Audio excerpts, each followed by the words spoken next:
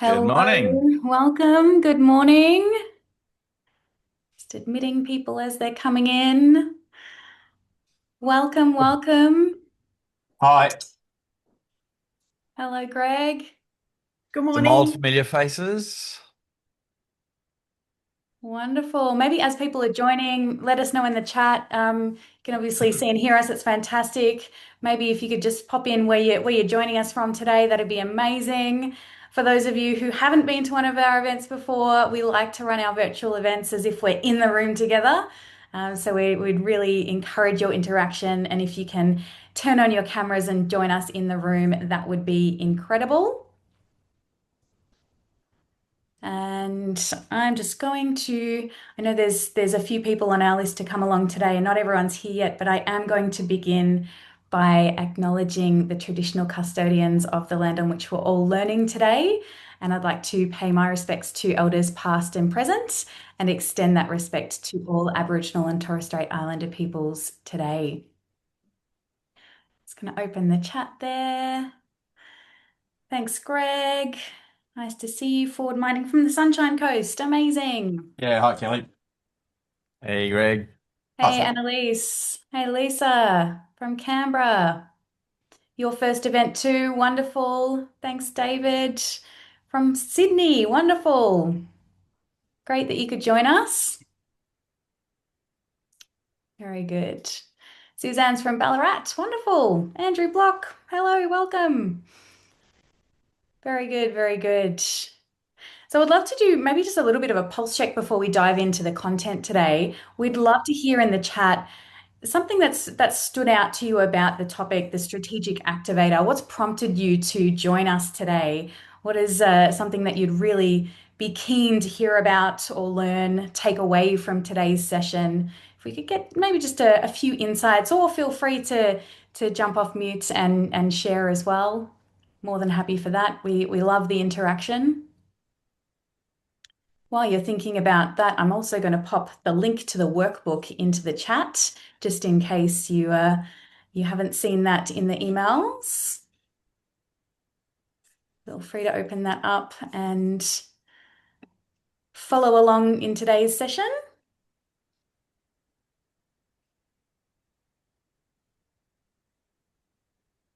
And while you're thinking about some of the things that you'd like to take away from today's session, just on the screen here, these are the three main concepts that we're going to be covering today. So, how to turn strategy from a concept into a really clear and cascading framework that connects the vision, the goals, and actions together.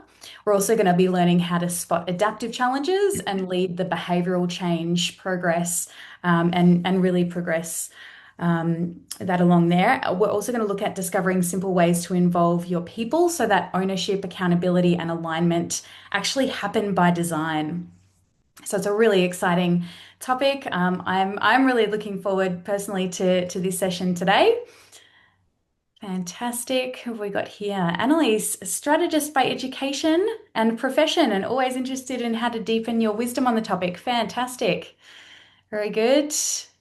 Lisa, independent HR consultant working with organizations. Oh, that's just jumped from me. Wonderful, implementing complex strategy change. So, looking for inspiration. Awesome. How to keep the initial enthusiasm going and how to get the whole team engaged and pointing in the same direction. Wonderful. Suzanne, focusing more on strategy in your role moving forward. So, looking to strengthen the skill set. Awesome. Well, thank you so much for that input. We are going to kick off, but before we do, I would like to, for those of you who have not met Phil before, Phil is joining us and will be our facilitator today. He is the founder and CEO here at the Leadership Sphere. But I'm going to let Phil introduce himself and TLS. I'm sure he'll do a much better job than I will. Yeah, hi everyone. So great to see you, and so many familiar faces as well from many, many years ago and also recent past. So I'm really looking forward to, yeah, today we've really, I think, stuffed the workshop full of value, not stuffed it full of value. And I hope you find the same. It's one of those topics which is enduring and challenging for many organizations. So yeah, really looking forward to working with you and having some really great conversations. So that's short and sharp from me today. Awesome. Thanks, Phil. So I thought just a really nice place to start the workshop today. Most of us tend to build our success by really being really good at something. So that technical expertise, maybe it's problem solving or our ability to deliver results personally. But I think, as we move up through the leadership ranks, what got us to where we are is not necessarily going to get us to where we want to be. So that shift to enterprise leadership often requires a whole new operating system. So just based on this slide, I'd love to get a bit of a sense. You might have to have a bit of a look, up that triangle there, starting from the functional expert down the bottom and moving right through to the enterprise leader. I'd love to get just a sense of where you feel you might be sitting at the moment. And if it's not, immediately obvious to you, maybe just looking at some of those key problems and the what's keeping you stuck at each level might just help to give you a sense of where currently as a leader you might be sitting. It would be great to hear in the chat what's coming up for you when you look at these 4 levels of executive success. It's really good to have that awareness of where we're at now and where we really want to get to moving forward through our leadership journey.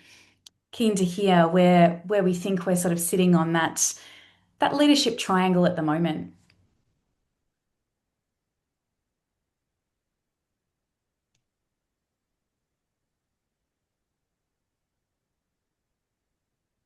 Would you like a number in the chat, Kelly, or? Yeah, just pop into the chat when you've had a chance. I know there's a fair bit of information on that slide, so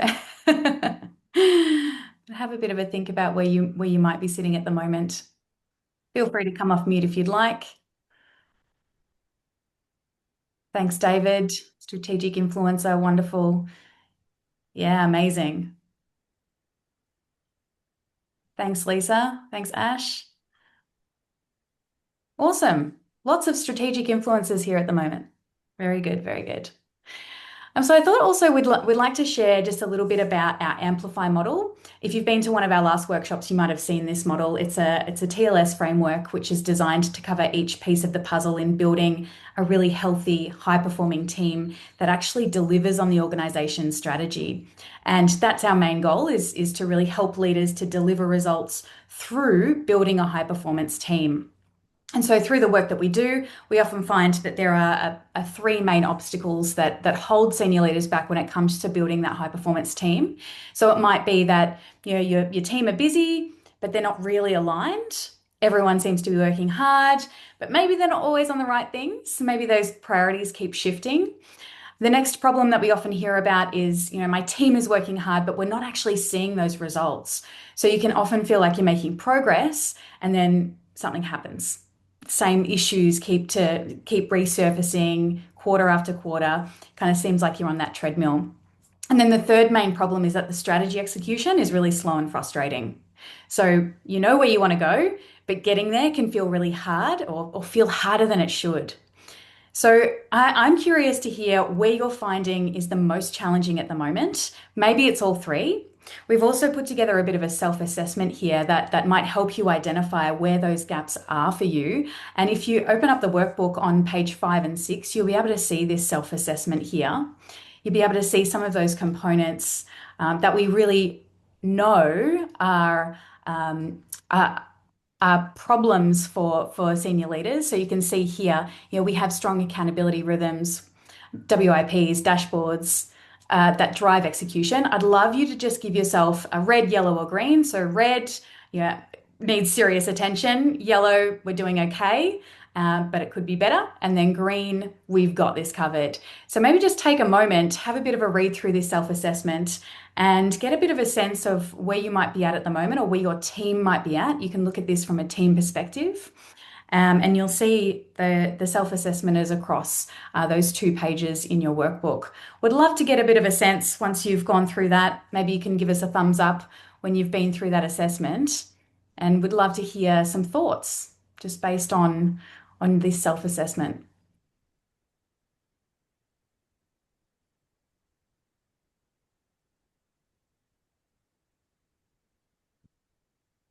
Sorry, Kelly, is there a workbook we're meant to have? There is a workbook, Greg. Yes, I just popped it in the chat earlier, but I can pop that Oh, in. righto. That's okay. I'll pop it in again there for you. Maybe I didn't listen properly. No, you're all good. Thank you. And And Alex, absolutely, we can send through the presentation slides after the session as well. But the workbook does have those key slides within the workbook. So you'll be able to, it's a fillable PDF, so you can make notes into the workbook digitally as well. Oh, your organization has blocked the Google link. Sarah, do you know how to send this as an attachment? Sarah might be able to do that. She'll pop it into the chat. Thanks, Sarah. Awesome.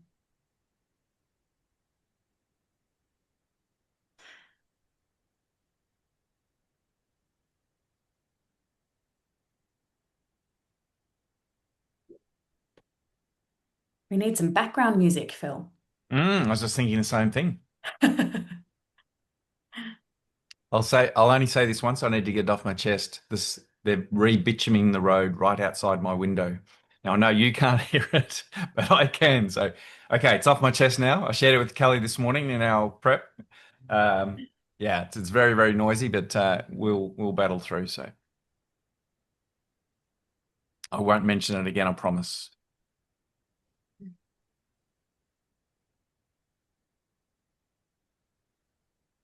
It's all I can think about now, Phil. Sorry, Annalise. I I was know. in the zone. I was in the zone until you. Sorry. Yeah. Like, don't think of the pink elephant. Yeah. Welcome, Hannah. I know you've just joined. We're just going through a self-assessment and we've popped the workbook. There is a link to the workbook into the chat. I'll just pop that again for you, Hannah, just in case you can't see it. Thanks, Kelly. That's okay. We're just looking at this self-assessment here and would love to hear if you've been going through the self-assessment, what's coming up for you? What are some of the things that are really standing out? Oh, Sarah's popped that into the chat there as well. So you've got the PDF.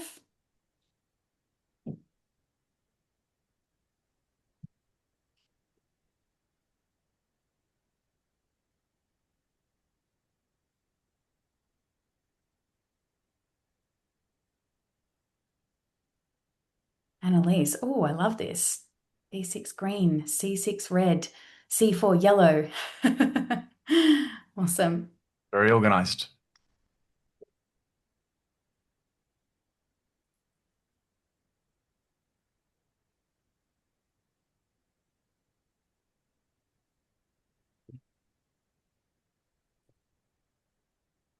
And maybe just you could give yourself an indication of where you might be, sitting more in the yellow, very much in the green, or if you feel like you're in the red zone at the moment.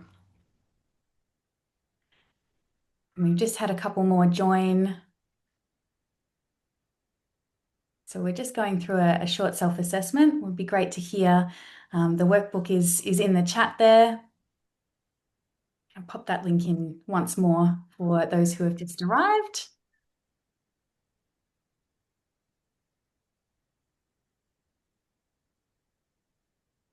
Awesome. So it looks like we're getting through that self-assessment. As you know, as you're continuing to go through that assessment, I just want to give you a bit of an overview of our Amplify model and the three pillars that make up the core of this model. And this is really what we want to get you to the green, to get you all in green for that self-assessment is broadly the performance framework, which really encompasses clarity, alignment, follow through. So instead of that busyness, we want to see our team focused. We want teams that know exactly what matters and why it matters so that they can look like clear goals so that everyone can name and own those goals. It looks like taking accountability, teams working in sync, not in silos, really towards that strategy. And we also know that a lot of organizations potentially focus too heavily on performance. And so we know that focusing on both performance and health at the same time, so that's where our vitality method comes in. This is all around energy, trust, engagement. So having a team, having your team that feels exhausted or overwhelmed, which we often here now, we want our teams to be really healthy. We want a culture where people can feel seen, where they can be supported and really engaged as well. So what that looks like is, leaders that can create a space of both safety and challenge in that equal measure. So where it's, a high energy, high trust, and a sense of purpose within the team. And then, of course, down the bottom there, we've got the leadership blueprint. So that's all about building capability, connection, and that enterprise thinking. So instead of that siloed focus that we often see, we want to build skills around systemic leadership. So really supporting leaders in their ability to lift their eyes from operations to that enterprise level impact. So building leaders who align people, performance, and culture and not just manage them. So you can see the full model here. And again, you'll be sent the slides, but you've also got this in your workbook as well.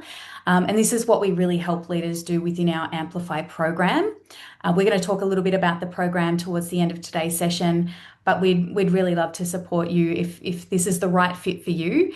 So if you're a senior leader with 5 or more years experience, if you're leading a team within a fast moving, complex or evolving business, and if you're willing to challenge yourself and your team, then we'd invite you to consider our Amplify program. I'm also going to pop in just the brochure there into the chat for you to open up and have a look at. You don't need to read it right now, but just so that you've got those details there as well.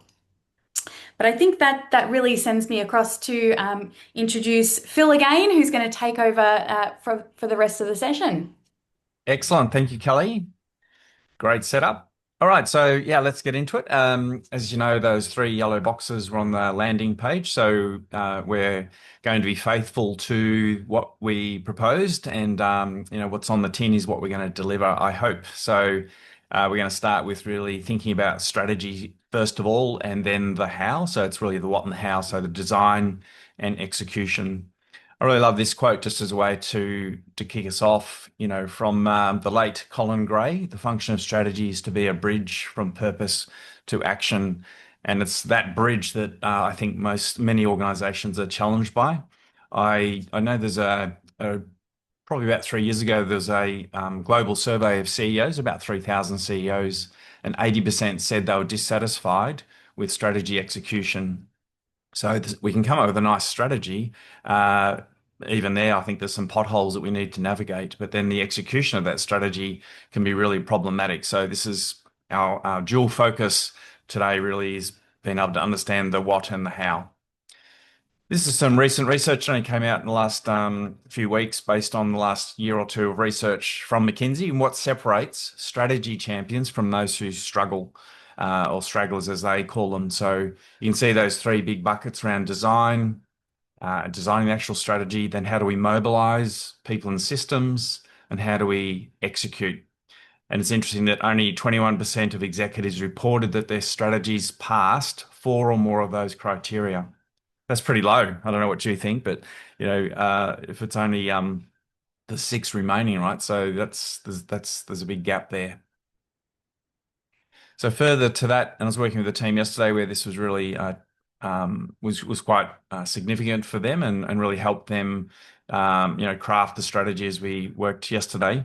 Was that bold piece particularly? So what are the things that stand out from champions and stragglers? And you can see the percent difference there is 25% for bold strategy.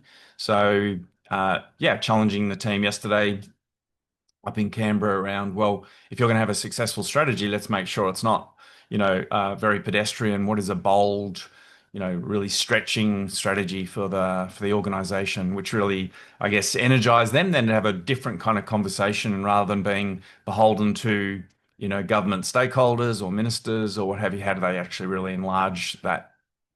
So that was a useful conversation. Any quick thoughts on that data? Either the champions versus stragglers or the previous slide around only 21% said 4 or more of those meet their criteria. Any quick thoughts? No surprises. Thanks, Andrew.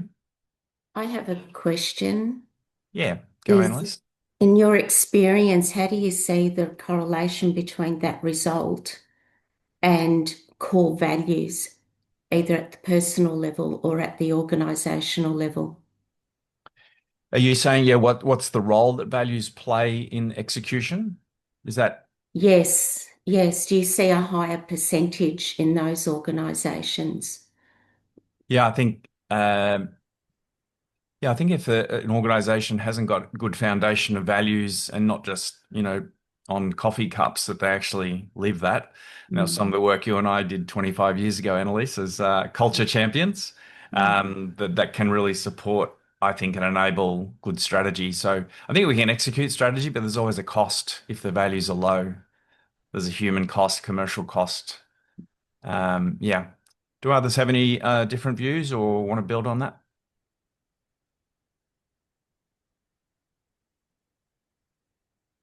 No? I would say that, again, it's no surprise to me, and I think the hardest thing that you struggle with in management is that we build out all these strategies because everyone in the team comes to us and says, "This is what we want to do. This is our roadblocks. This is what we need." So we spend all this time building out the strategy, only for them to become the roadblock again. Right. And they're like, "Oh, it's too much work. I don't want to do that framework. Oh, it's easier the old way. I'll just do it that way." So it's that constant push and pull where you spend all this time strategizing. And anyway, I don't need to harp on, but it is that constant push and pull, right? Yeah. And I think we will certainly get into that in the later part of this session where, we talk about top down and bottom up change, which is not a new idea. But I think Mm, for us, we focus very heavily on bottom up change. So it bubbles up, it almost influences, so it's almost bottom up influence rather than top down trying to push down the strategy. Again, I know it's not a new idea, but how do we actually embed that in the ways of working? And we'll talk about mechanisms toward the end of this session. I think that's one of the big missing pieces. We have a strategy. We might have a 1 hour presentation on the strategy, and then somehow we're magically expected to execute that and be engaged around it. And there's some massive gaps there, I think, in how we mm, do that. So yeah, which is yeah. going to be very much the focus of later on. So yeah, thanks, Hannah. So, yeah, from McKinsey, the biggest gap between strategy champions and stragglers is actually the mobilization piece, which is pretty much what we're talking about now. So, the crucial phase of translating strategic choices into organizational readiness. Lots of buzzwords there, but really, how do we get people from the top to the bottom to really engage in the things that really will move the dial on the strategy? That's the big challenge that we see in organizations. So these are the two parts that we pulled out from the research that we see as most critical. One was the design and then the execution. So they're the two areas that we're going to focus on quite heavily today. What the research showed was getting the right people who are engaged and empowered to actually work on the strategy, but then how do we actually do it every single day so that we're moving forward in service of the strategy? And your point, Hannah, how many times do we see a really beautiful strategic document which isn't really referenced very regularly? So that's a really great signal that there's a disconnect between the strategy process and actually the day to day. So I've personally worked with more than 3,000 teams over 3 decades, and I'm not saying I've run this strategic process for all 3,000, but I've certainly done it with hundreds of teams. And so I guess I've been able to experiment over a long period of time. And I think we take a very an approach which tries to simplify it and just focus on the key elements. And even though strategy is a cascading process, we know that once we get to the actually implementation, that it's anything but a cascading linear kind of technical process. And again, I think that's where many organizations fall down. I don't know, some of the people here today really understand, the notion of adaptive leadership and working in complex scenarios. So that's really the third part of the session today, is how do we actually do that? So yeah, very simply, mission and vision, and we'll talk about the difference between those in a moment. Values, and then what are the key pillars or strategic anchors, and then what are the goals and actions. So it is a very cascading approach in that sense. So there's no one way to do strategic planning. We've developed a methodology over a long period of time. Some things that I present today you may not agree with, and that's fine. It'd be great to have a conversation about that. So I'm not pretending that this is the one way to do it. This is the way we've managed to find breakthrough and cut through for teams quite quickly to get that clarity that they need and then therefore activate the strategy in a meaningful way. So I did this with the team in Canberra yesterday. I used the same slide. I borrowed it from this presentation today. Organisations confuse mission or purpose with their vision. And so I use the term mission and purpose interchangeably, just so we don't get confused. And this is actually from an online course that we developed last year around strategy development and implementation. So on the screen there, you can see there's 10 statements, and I'll just give you a moment to read through those. In a moment, I'm going to ask you which column is the vision column and which column is the mission column.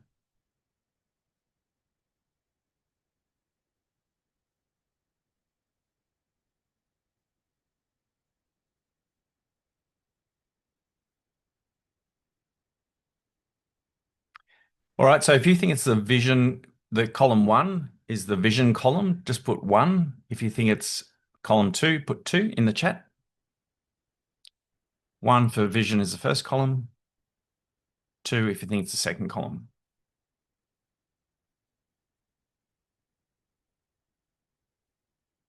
All right, I've got a 50-50 split so far. Oh no, 2's starting to come ahead.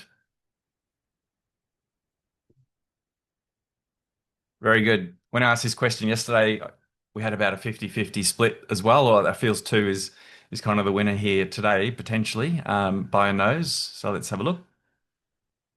So the vision statement is column 1, which is pretty interesting, right? So why is this table here and why are we having this conversation? If we're not clear about our purpose and what that actually means and clear about the vision and the distinction between those two, then it can create a lack of clarity. So let's have a look. For us, the vision is kind of future based, right? It's future orientated versus mission, which is present day. And so you'll see some some statements which are purported to be vision statements, which are supposed to have a future focus. And most of them are things that the organization should be doing from its existence right through time. And so getting those two things is how getting those two things clear is one of the ways we help teams get really clear on that, right? So let's have a look at our examples again.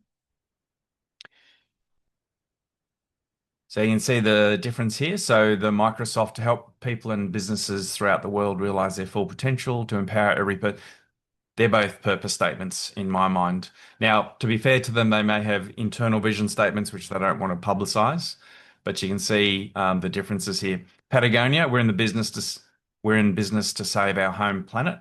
You can measure that; it has a destination, even though it's very high level. So you can start to see some of the differences here and why sometimes people get quite confused.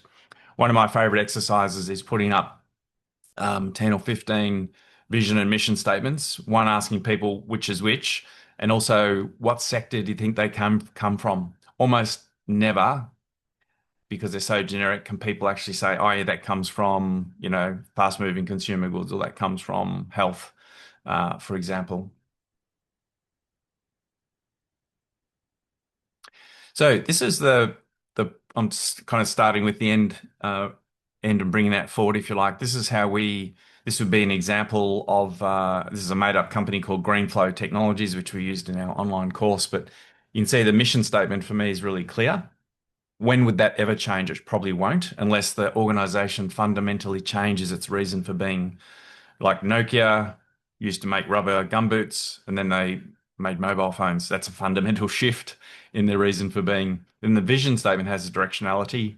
And you can see we kind of separate both what might be an internal and external statement, if you like. So the internal one has a little bit more about commercial sensitivities, for example, or what might be really driving them internally. And so there's the vision statement and the by 2030 in this example that we would then utilize in the strat planning piece. So I might just pause there. Any thoughts, questions on that? Is that kind of clear about the first step in making our strategic, like moving from intent to impact? I'd love to hear from a couple of people. Phil, Andrew Yeah. here. Hope you can hear me all right. This is Yeah. very good.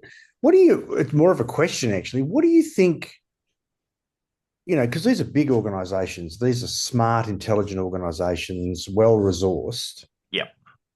What's your hypothesis for where they get confused about this? Yeah, it's a really good question. Confusion, is it? Yeah. Yeah, I think, as I said, strategic planning is one of those processes that everyone has an opinion. And there's, like leadership, there's hundreds, if not thousands, of books written about it because it's one of those adaptive, complex mechanisms we use in organizations where there's no clear winner in how to do it. There's no clear way of how to do it. So, yeah, I've worked with, as you know, many large organizations, and it isn't any clearer in large organizations, and it can be a relatively simple conversation to at least separate their reason for being versus their aspiration. So that I think another way to answer that is I think they achieve results, but they probably work much harder than they need to potentially and create strategic confusion through particularly the lower layers in terms of what's most important. Because as you know, if you really want to understand a culture, you don't ask the CEO or the exec team.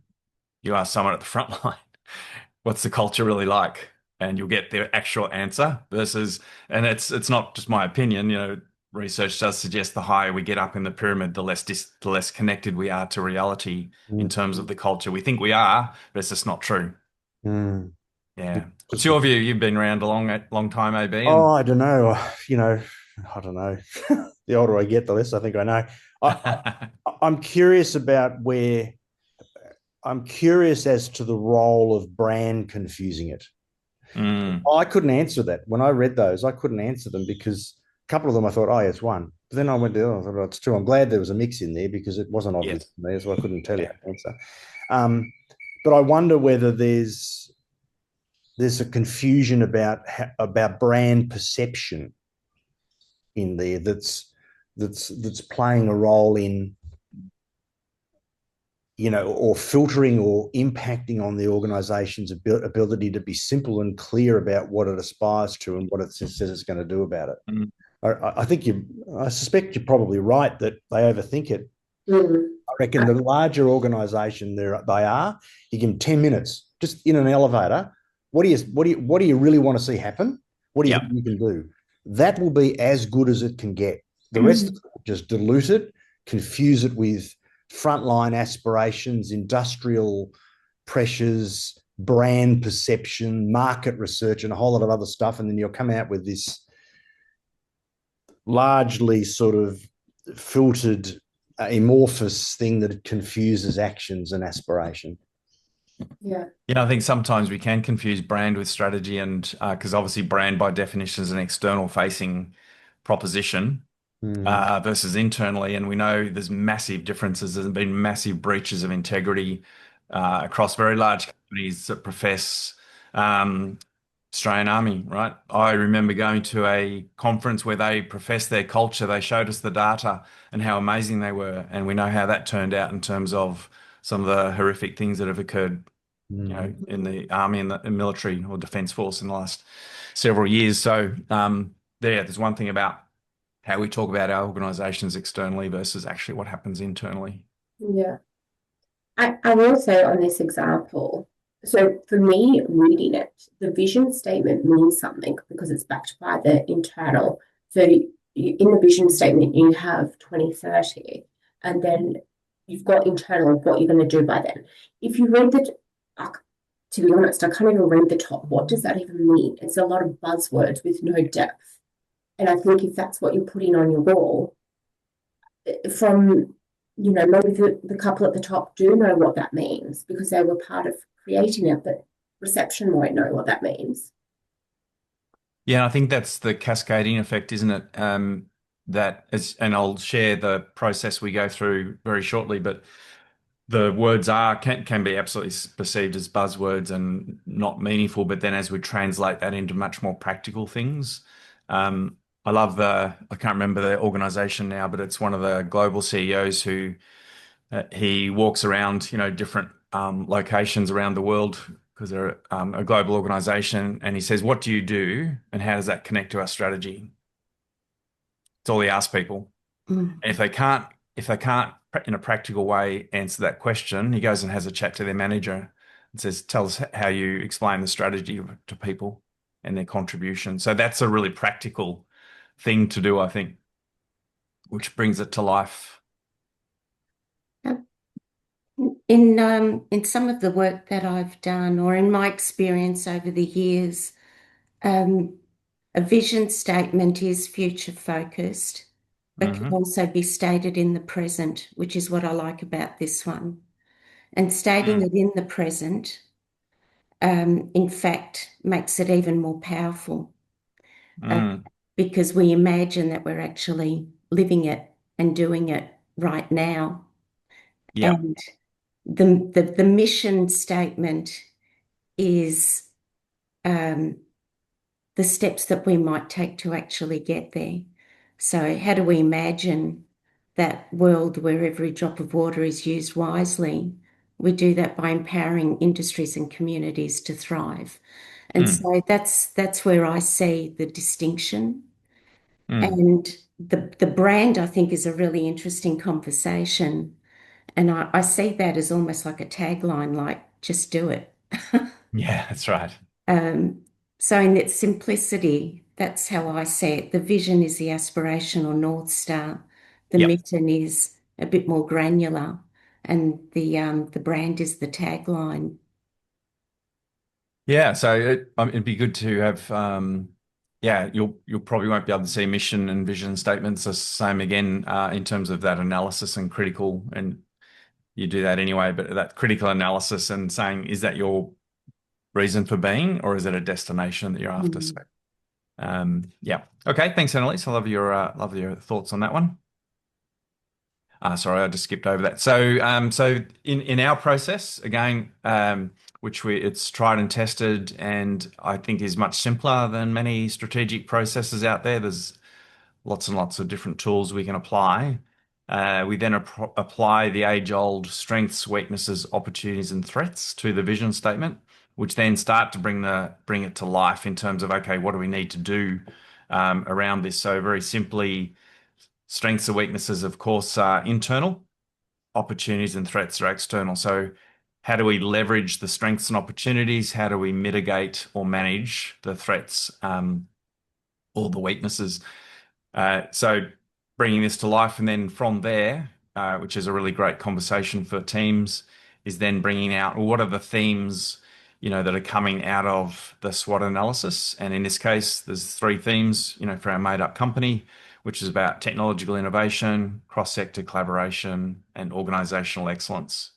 It's interesting just of late, and I did this yesterday, using more AI to do some of the heavy lifting, but then have a critical human eye over it. So yesterday, Miro board, asked AI to make this thematic, then come up with some goals, and then we cast out, critical human eye, saved a lot of time and effort, which has been really helpful. Is anybody else using AI in a strategic planning sense? And if so, how are you using it? I'm just interested. It's been proven to be a really great time saver. It doesn't replace the planning process, but it supports it.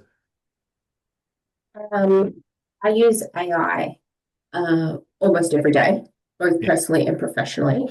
I use it as so I'll plug in my thoughts to, if something I'm brainstorming, I'll brainstorm with AI. I'll also use it to review policy. Mm. Being in the real estate industry, we have a lot of policy and it's forever changing. And I also use it in my capacity as a board director on the REI ASW for the same purpose. And we're in such an interesting, and this is what I'm trying to explain to my team at the moment. We are in this pivotal moment with AI where people get it, understand it, and use it in the way that we use it. And that is, it does the heavy lifting as there is a brainstorming, but you have to have a very strong understanding of what you're discussing with it Yeah, because it 100%. will hallucinate. Then you've got the people that are like, no, AI I'm against AI. And then you've got the other people that go, write me an email about this, and then copy and paste it and put it in their AI. So unless you're in column A that I described and you understand how it works, you're just thinking that we're slacking off using AI. So I absolutely love it, and cannot wait for it to further develop because I find it fantastic. But yes, it does a lot of heavy lifting. Yeah, absolutely. For those who are interested, some months ago we ran a session with Pathfinder AI, who are a partner of ours, and that was fascinating. It's amazing. Talk about a great thinker in terms of where AI is heading. And suffice to say, Kelly, we learnt a lot about AI in that 90 minutes, didn't we? Or hour, I think it was. Absolutely. Yeah. Yeah. I Happy don't know to whether you send that can. recording if Yeah, I was anyone's going to say interested, just let me maybe know. pop the recording in towards the end. Please, please. So once we've got those themes, then we develop the goals and actions. So I know that's a long list of words there, but these are just examples, and that becomes the macro plan, if you like, of which group plans or functional plans should cascade into. So if I show you the template that we use, again, this is all really simple stuff, but I'm just amazed how many organizations don't get to this level of clarity and simplicity. And for our tech company, this is what the goal would look like. So the actions, who we always talk about a single point of accountability. For those who I've worked with in your own teams, and there's a few of them, few of you here today, you'll know that I do not allow someone to put leadership team, or it's got to be a single point of accountability, either a role title or actually a name. And so that person doesn't necessarily do the work, but they lead it and are accountable. That's one of the big things, I think, in terms of accountability dilution and not being able to actually implement strategy. We're not sort of really clear on who is the single point of accountability. I learned this about, or many years ago, when our kids were young, and they'd be swimming in the pool. We'd have some friends around. There might be 20 adults sitting around, and there'd be kids in the pool. But because there's 20 adults in the pool, everyone thought everyone else was watching the kids. And so we realized that the more people you have, the riskier it is in terms of accountability. And so we realized that this is a really dangerous situation. So we actually got a simple rubber bracelet, and we said, "You're looking after that. You're watching the kids," and they wore the bracelet.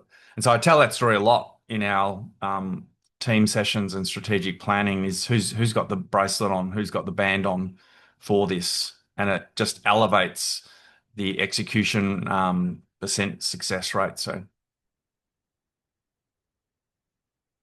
All right, so we've got a lot of experienced people in the room. It'd be great to hear from some more voices as well. What are some practical ways that you have used previously to engage people in any part of the strategic planning process, whether it's right at the start or towards the end of the process? What are some practical ways? And I've got a couple of ideas that I'd like to share with you as well. But either unmute yourself or pop it in the chat.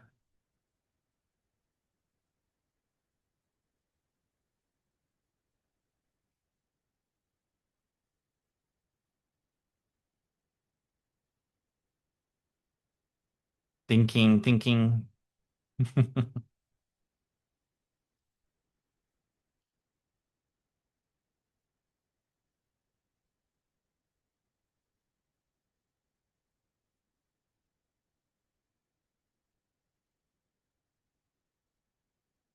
It's got to be a couple of ideas.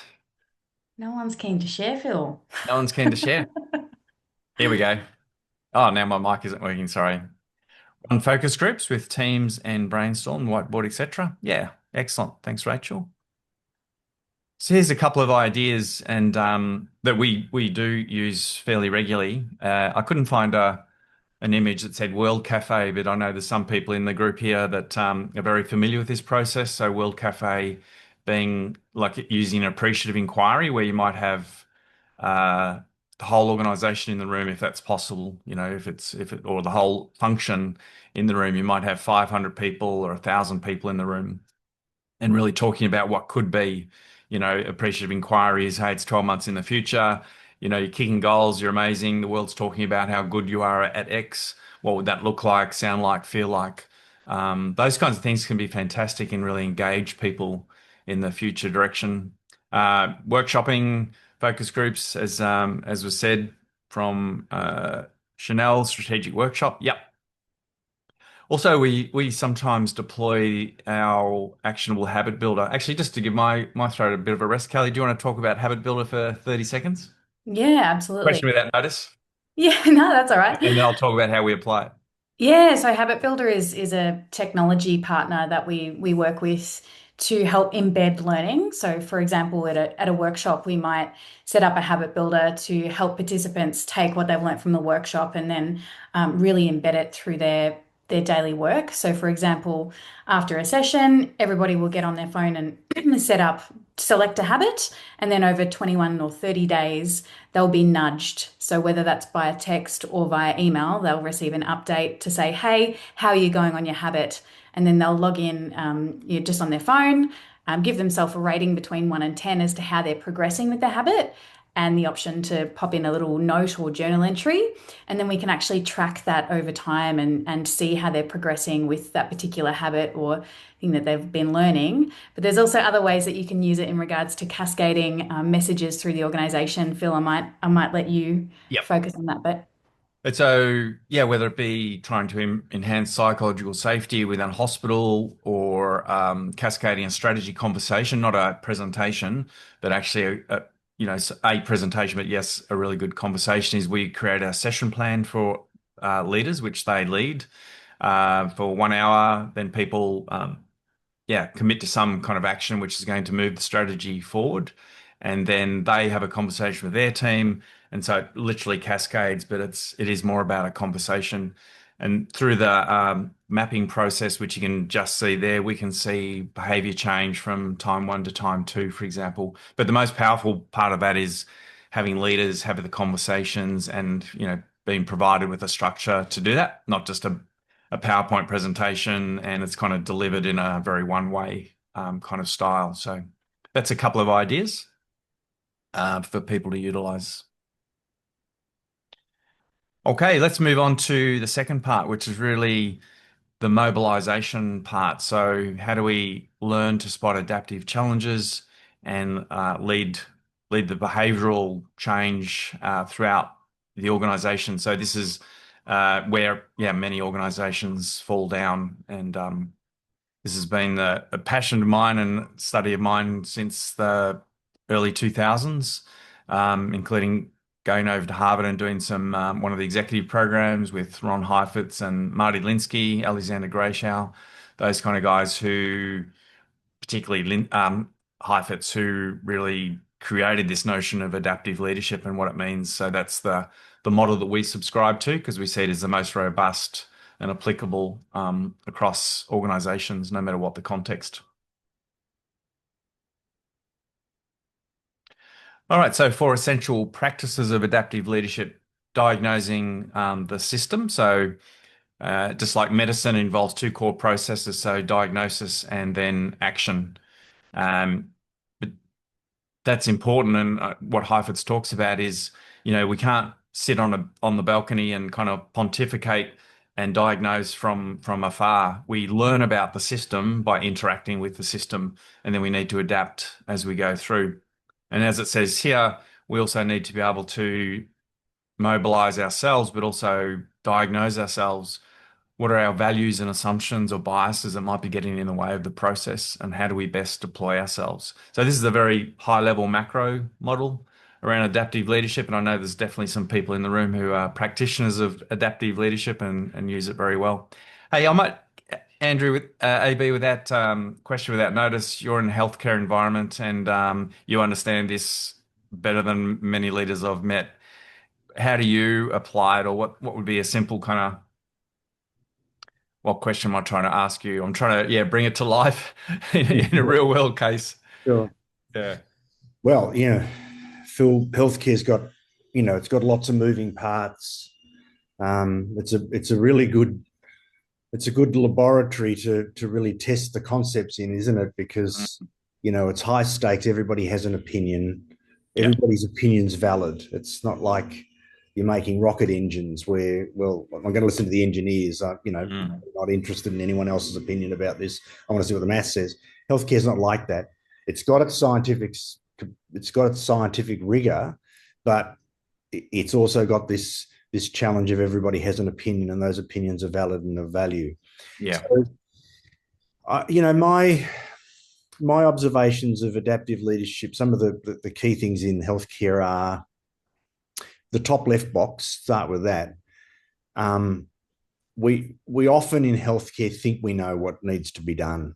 And I think one of the areas we come unstuck in, and it's an area that I'm actually quite keen to have a chat to you about sort of privately, is and how we tackle this, is that healthcare, because it's been a very paternalistic model historically, and that's changing now, becoming a lot more commoditized than AI, and everyone has an opinion, and everyone's, people's expectations are becoming the service delivery, what we need to be delivering. We often go to the communities with preformed solutions and don't spend enough time actually being clear on what it is we need to do. What problem are we trying to solve? So getting clarity about that. I often see some of these essential practices being applied with the assumption of the top left box. Yeah. And seeing it and using the adaptive leadership toolkit, if you like. And it's not really a toolkit, is it? It's much more of a philosophy, but taking that toolkit and trying to force what they think are the solutions that need to be applied, and using adaptive leadership to help. When in actual fact, I think we often need to spend a lot more time being very clear about what we're trying to do here. Yeah. Great. That's the first bit. And then I think that, I won't hog the airwaves here, but then a lot more of it comes into the more traditional areas of adaptive leadership about, well, how do I listen and learn and understand what the organisation would need to be in this context? And, really understanding what other people's perspectives are about where we need to go. Because if you ignore them at your peril, and then it's about applying that to the organisation, because we often have an assumption the organisation will just be able to pick it up and rally, but in fact, often the organisation has its own challenges, and we need to apply those analytical steps to the organisation as well. And then yourself. Yeah, fantastic. Thanks so much, AB. And I think you've done some really innovative stuff around the mobilisation piece, obviously, which is one of the key words of adaptive leadership. How do you mobilise communities in service of self-care, for example, rather than the traditional medicine model? Yeah. Excellent. Thank you. So this is from Heifetz, who is also a medical practitioner. The single most important skill and most undervalued capacity for exercising adaptive leadership is diagnosis.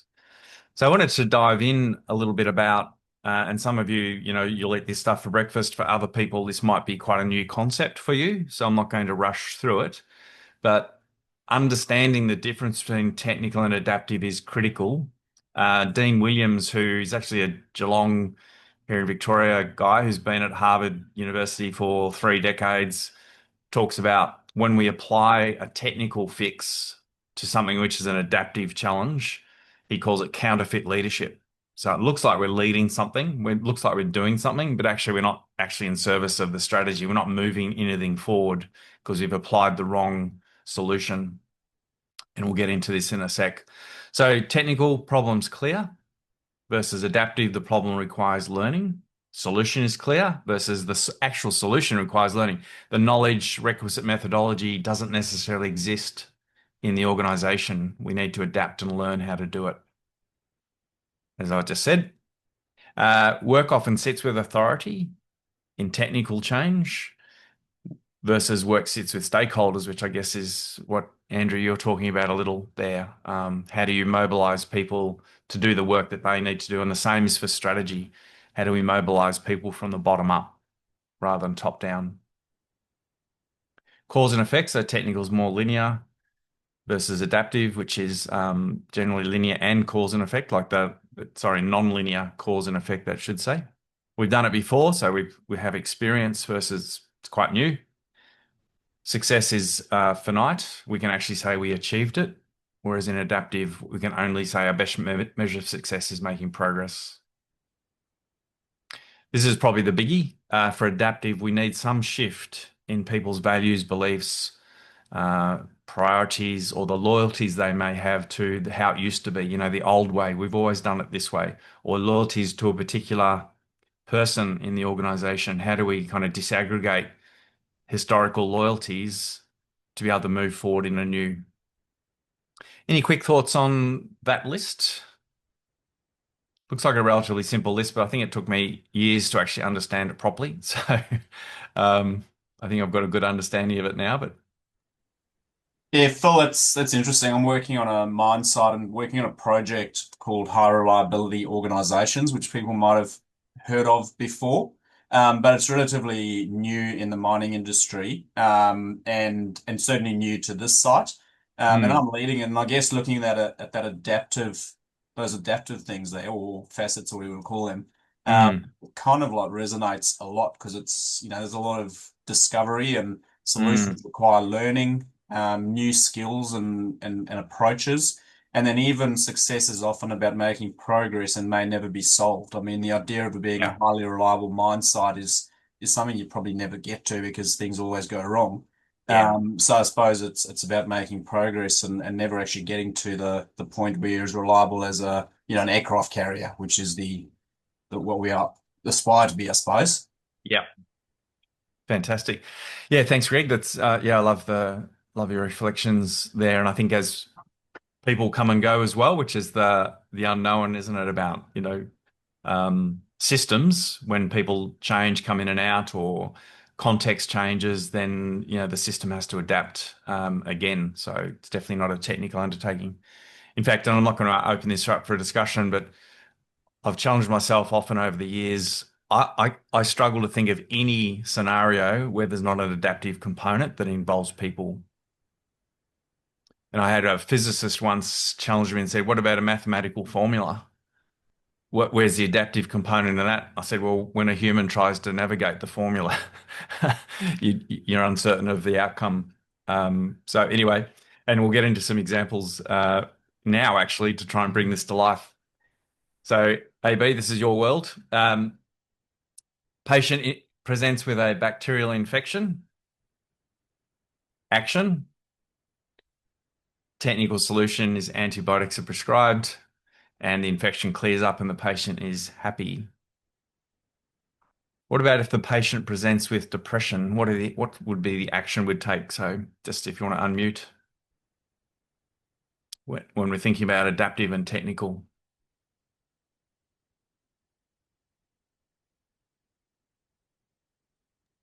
Talk through the solutions. What's that, Hannah? Talk through the solutions or the issues with the patient and potentially habit block a lot Yep. of ways. Yeah. Okay. Yeah, so we need both technical and adaptive, and the solutions might be the adaptive part here. So there might be antidepressants prescribed rather, and the adaptive elements might be about lifestyle or relationships or work. And so this is true of strategy, right? The technical work we need to do well, which then buys us time to do the slower, messier, non-linear work of the adaptive. So in an organizational sense, we need a really good project plan, which we know will probably change anyway. We need to know how to run a meeting. We need to be credible. Those are the technical things that then allow us to do the harder, messier work of adaptive work, which is much more challenging. Move someone from one desk or workstation to another. Who's done that? Just put your hand up. Who's found it really hard? Yeah. Jake, did you want to unmute for 15 seconds? Welcome, by the way. What was your experience? Yes, I think you go into it thinking it should be very simple technical fix to that, but Yeah. again, dealing with people, their attachments to their space and identity and all other facets can be quite challenging for what should be quite simple moves for some people. Exactly. But yeah, really, it is about their feelings and their just kind of Exactly. comfort levels with where they are. Yeah, fantastic. I've asked this question hundreds of times. I've been using this example for years and years because it's so common. Although with open floor plans and what have you, and hot desking, it's a little different for some organisations. But exactly as you said, right, we need to consider the human part, which can be surprisingly challenging. So we make the successful change if we consider both technical, move all the stuff, that's easy, adaptive, an extrovert who you're trying to reward, who sat next to the kitchen, the pathway to the kitchen. You put her in the corner as a reward. She's got a beautiful view over the bay or the harbour, but she doesn't actually see any people. So she wants to move back to her old desk, where she got to say hello to lots of people. Implement a new technology system. I was talking about the change failure rate in one of the big banks. It wasn't ANZ, and I talked about 80% of change fails, and the head of technology kind of mumbled something. He said, "I don't agree with that. It's BS." And I said, "Oh, what do you think it is?" He said, "Oh, I think it's more like 90%." I said, "Oh, right. What's your evidence of that?" He said, "We've just spent $1 billion on a technology rollout, and yeah, we've wasted 90% of it." Because the technology was perfect, the hardware was beautiful, but no one uses it. So there was a fundamental error in understanding the user case around that. Phil, Yeah. I actually just wonder in that technology case one also to what extent they hadn't defined the problem that the technology was being implemented for as well. So Yeah. not just about, because you're describing this here as essentially an implementation issue, but often what comes back and bites you in the implementation failure is the fact that you haven't been clear about what the problem the technology is designed to solve. Yeah. I mean, technology people talk about the tail wagging the dog a lot, right? So yeah, which comes first? And yeah, you're 100% right. I'm just looking at Annalise and Natalie's comments. Just moved to hot desking. I mean, banking too, lol. That's funny. Um, Yeah, I use technology because it's common, right? It's just one of those things we get wrong. And if we're thinking about strategy, which is why we're here today and activating the strategy, then we need to be really careful and thoughtful about this. Look, these are just a couple of quick examples of technical versus adaptive. This is not my nana's car, but she lived till the age of 86. Amazing energy and activity. I used to have to jog beside her when she was in her 80s. She walked that fast. Um, she used to volunteer 50 hours of her time a week. So she's just an incredible woman. As a family, we started noticing a few scratches and dents on the really ugly canary yellow Toyota Corolla. And so we had a challenge on our hands. The technical components, of course, was things like how do we get the car fixed, or do we buy taxi vouchers? Can anyone hazard a guess as what the real adaptive challenge we faced as a family? So technical fix, easy. Adaptive challenge, not so easy. What was the adaptive challenge? What was the conversation we really had to have? Suggesting to a 80-something-year-old that she may no longer be able to drive. Yeah, so it was about her independence and her literal identity. And history repeated itself because we went through that exact same process with my mother. As the four boys, I'm one of four boys, we orchestrated her license being taken off her, and we didn't want her to, hate us forever. So we made the government the bad people, but exactly the same kind of process as we tried to have those hard conversations, which she rejected. So no person has all the answers or the ability to change things by themselves. We need to be able to mobilize people and systems in service of the organization and our purpose and our vision. All right, we're on to the third part. I'll probably go a little bit quicker in these parts, but they're probably not the concepts aren't quite as big. We get much more into the practical aspects now. The final piece around co-created strategy and actually some of the questions early on, how do you actually make this real? How do you actually on the day-to-day make strategy execution real? I really love the work from Aaron Dignan, who wrote a book called Brave New Work.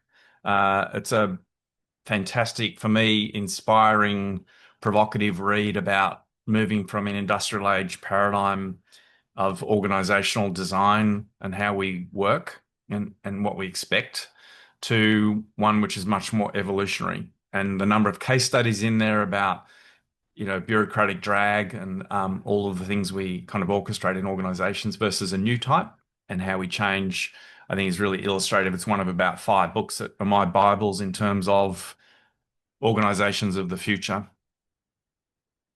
So he talks about a canvas and invites examination of these areas. And of course, you'll be getting these slides, so you'll be able to see them, but I highly recommend it as a read as well. And just by way of example, I wanted to dive into one area where we do have these kind of conversations with organizations. If we're trying to shift the organization and pivot to, more effective strategy implementation, then how do we do that? Well, we need to examine the organization in a very systemic, adaptive way, not a technical way. And so you can see these questions on authority, for example. Who's the decision maker? How's authority distributed? Is it top down? And we know that there's a shadow culture. We kind of look at the culture and the organizational structure and job descriptions are a very loose representation of how the organization actually works. Often there's not much of a reflection there because people are systems and they'll take up their roles in very different ways. So these are just really simple examples of the kind of conversations we have or mechanisms to make it real.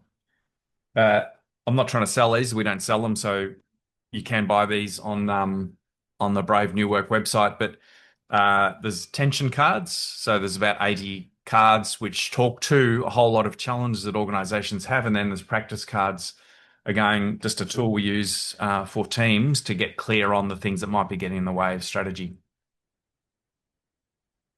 So the how building mechanisms, we're going to get really practical now. How do we design? So if you take one thing away from today, it's this bottom-up approach to strategy execution. You can set it at the top, but it can't be cascaded in, as I said, a PowerPoint presentation. Away you go. That just doesn't work. We're working with a large organization at the moment, serious culture issues, challenges, which is actually harming people. And so, yes, we're going to have a very large, expansive view of what the organization is and looks like. But we're starting with teams. Teams are the unit of productivity, primary unit of productivity or production within organizations. So we're starting at each team level to start to create the change. So the change actually bubbles up, not the other way around. And so how do we do that? We look at these kinds of things. Some might, like delegations, for example, is a global thing that will happen at the senior levels to get out of the way, people at the lower levels. Things like symbols, the skills and tools, how we measure, how we provide feedback, what are the performance management systems, are they in alignment? So I think this is one of the things we did way back in our last corporate role, Annalise, together. We were part of a large culture change program, lasted 6 years, tens of millions of dollars invested in it. The sexy cool stuff was all the workshops, and I was the head of the team responsible for facilitating across 40 countries, 40,000 people. But what most people didn't know, we had 50 projects running in the background to align the organization to what we're trying to achieve. And that included de-layering the organization. It included mapping the values journey from the way we advertised ads in the newspaper right through to people exiting the organization. So that's that alignment piece that's critical. So I just want to introduce Beyond Performance, one of my other Bibles, 2.0 by McKinsey. It's probably the most robust research available today on how to create a high-performing, healthy organization. It's been going for probably about 17 years now, and this is an updated version of that. So we've borrowed the 5 frames, as they call it, which is where do we want to go? How ready are we to get there? What do we have to do to get there? How do we manage the journey? And how do we continue to improve? So that's the aspire, assess, architect, act, and advance. There's a much more complicated version of this in your workbook, which I'm not going to talk through, but it's in there so you can see in much more detail how this actually works. So you can see there's both how do we create performance goals and health goals. Health meaning leadership, culture, engagement, etc. So you can see, do we have the right mindset? Do we have the right skills? Do we have ownership and energy in terms of managing the journey, etc. So as we continue to build this model out, we call it the TLS cultural flywheel, but you could replace this for strategy. You could replace cultural with strategy. Real world example. What's the mechanism that we can deploy or encourage teams to adopt? Embed daily check-ins, right? It's a very simple process. I borrowed it from aviation. One of my best mates is a captain with one of the big airlines. They do a check-in before every time they fly. In British Airways, you have a 1 in 5,000 chance of working with the same pilot, right? So how do you create a high-performing team? You use mechanisms, you use checklists, you use systems to do that. So you can see a simple mechanism. We want to embed check-ins. Sorry, we want to build trust and collaboration. So let's have a check-in. Behavior teams practice challenge and curiosity. The outcome is that we start to be more open and honest in how we engage in our meetings. And then finally, the mechanism is reinforced and the team continues. One of our favorite things to recommend to teams. Simple example of if you change the structure, the mechanisms, the meeting cadence, the agenda, how long you spend on talking about things, you can actually change the culture. So we kind of reverse engineer it. So it becomes the engine room of continuous change, is looking for those smaller leverage points, not the big, large top-down pieces in isolation.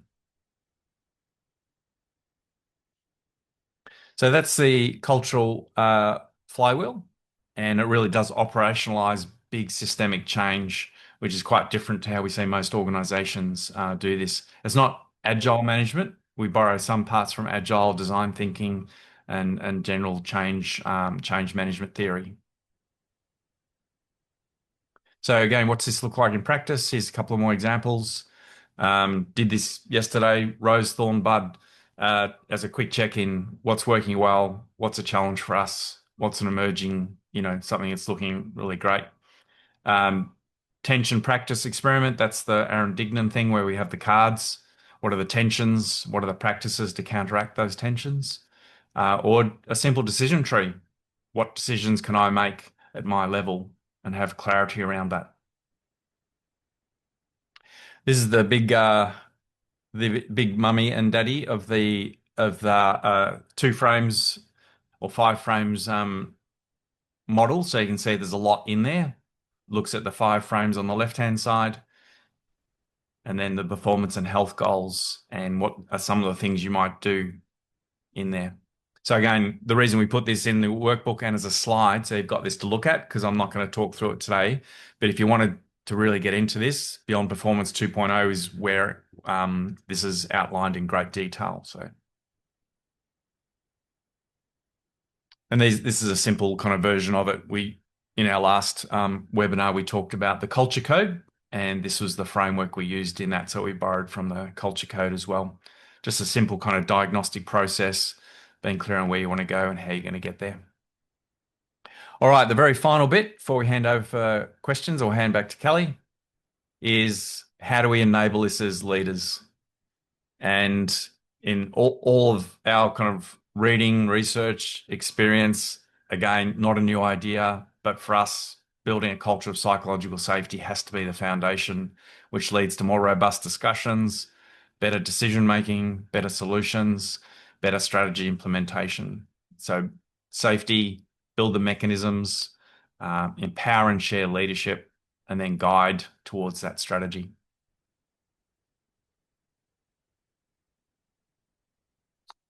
I really love Tom Peters' work. This is his final book. I think it's his 28th book. Highly recommend you get Excellence Now. It's like he's swearing at you. He's got caps lock going in a whole range of the books, but he's super frustrated. He says, for his whole career, people have been asking him, Tom, why do you focus so much on the people side of it? He said, what else is there? People are the architects of structure, architects of strategy implementation, architects of building trust, etc. So this excellence now principle is absolutely brilliant to actually be able to realize, where we want to head. These are our organizational excellence principles. So when we work with organizations at the third stream, we have individual, team, and then organizational stream. These are some of the principles, which for us is about how do we allow people to do their best work every day? How do we set them up for success as managers and then get the heck out of their way? How do we allow people to feel empowered, share leadership? And those are the things that are really going to amplify strategy implementation and execution. But in most organizations, we see an old bureaucratic industrial age paradigm of chunking things down and pushing change down and wonder why people don't engage in it. These are the reasons people don't engage in it. People want purpose and they want really to be part of the solution, not just given a whole bunch of things to do. So I'll finish with this final quote from Aaron Dignan in Brave New Work. We cannot do the best work of our lives under the auspices of an operating system that presumes our stupidity, our laziness, and our untrustworthiness. When it comes to people, in many ways, you get what you're designed for. To be people positive is to assume and expect the best of everyone. So thank you. Hopefully that's I know there's quite a lot in there, but yeah, I'd love to take some questions. And I think Kelly, you're going to moderate some questions. Yeah, absolutely. I just want to say thanks, Phil, so much because there has been a huge amount in this workshop, and I'm sure everyone will take away at least one thing today that they can implement in their organisation. But would love to open up for some questions as well. Pop any questions that you've got in the chat. You'll have a chance to come off mute if you would like as well. But before we do that, I'd just like to give you a little bit more context around what we're doing with our Amplify program, which is launching next year. So this program is really designed to help a select group of senior leaders to step out of the weeds and into that strategic influence so that leaders can lead transformations, elevate your team, build an executive brand, and unlock that next level of clarity and confidence. So if it's of interest, we would absolutely love to have a conversation with you about what that looks like and if you might be the right fit for that program. So I'll just drop the link into the chat in a moment as well. Just to give you a bit of context around what it looks like, there is a one-on-one component from onboarding perspective. We're saying it's a 12-month program, but honestly, we see that this is ongoing work, but it is a sort of month-by-month program, and we're operating in 6-week cycles. So how it operates is there's a one-on-one onboarding component, and as you can see here, a thought leadership workshops once every 6 weeks, followed by a group coaching session 2 weeks later. And in between those, we'll have some 45-minute drop-in sessions throughout so that you'll have access to coaches and as needed, support as needed. We'll also have two-day workshops throughout each year. So we'll be able to come together in person and really hear from and connect with other senior leaders in similar positions. So it's a really exciting opportunity that we're opening up for next year. And on that point, we have 10 places for founding members. So, you've been invited here today because we know and respect the work that you do. So this is sort of the offer that we're putting on the table, and I'm really excited about it. In fact, I wasn't sure that Phil would agree to some of the inclusions in this founding members. You weren't supposed to say that. So yeah, there's a really attractive founding member pricing package. There's a one-on-one onboarding and the two-day workshops. Plus, we're also for founding members giving away, I suppose, a high performance team fast track session where one of our coaches will come in to help your team to really fast track success within your team as well. So there's lots of really exciting things happening, particularly for the founding members. So I'll pop that into the chat if that's of interest. We would love to see some applications come through. Applications will close next week, 19th of December. So yeah, it's a like 2-minute application which is found within the brochure there as well. And then we'll organise a time to connect with you and make sure that you're the right fit. We really want to make sure the right people are in this program. So that's in the chat there for you. And now we'd just love to really open up for any questions that have come through from today's session. Or if you have any questions about Amplify, please feel free to jump in there too. Would anybody like to jump off mute? Any questions, any thoughts, any key takeaways from today's workshop? Hello. Hello, Annalise. I've really enjoyed today. I want to say thank you. I've been working with the cybersecurity team in the US. In fact, my client base is mainly US. Right. And that the shift from technical to adaptive leadership has been as challenging as it's been insightful, and moving them from goals into finite mindset to the world of possibility and emergence, and that is the success that we're actually shifting forward. So I just want to say thank you. I feel re-inspired and yeah, just a great dialogue today. Thanks, Annalise. And I'm going to put a bit of wind in your sails too. The work you've done over many, many years around First Nations people and mobilising communities like you have embraced that remarkably. So your work over 20, 30 years is amazing. Thank you. Yeah. In some of the most remote, hottest, dustiest places in Australia. That's where you find me. That's right. Thoughts, comments, doesn't have to be questions. I'd love to hear some of your reflections, what maybe stuck out for you, what didn't work for you. I'm always, as per Adam Grant from Wharton, I love no matter what he does. I went to a keynote, there's 500 people in the room, he nailed it. At the end, he said, what could I have done better? Brilliant, right? So what could we do better next time? Thanks, Hannah. I thought it was really good, Phil. Thanks for today.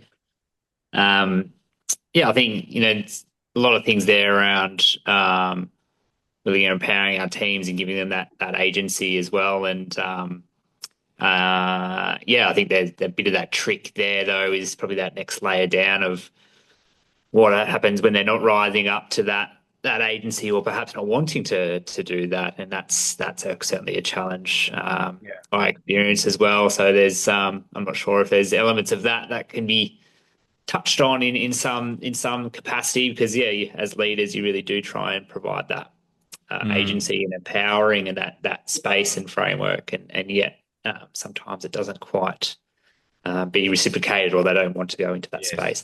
That's a challenge. Yeah.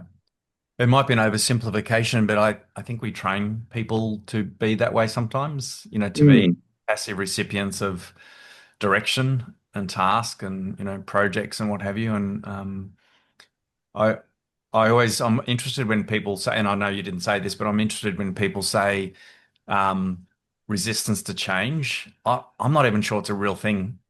I think what people resist is a change plan which is not cohesive, or we don't speak to the losses that we're asking people to endure as a result of our change, right? And so I don't know. People love change, right? We'd still be living in caves otherwise.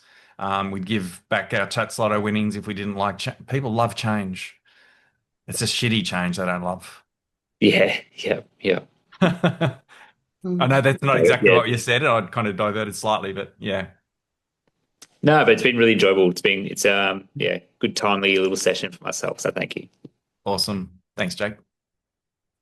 Any other reflections? Thanks, Phil. Thanks, Kelly.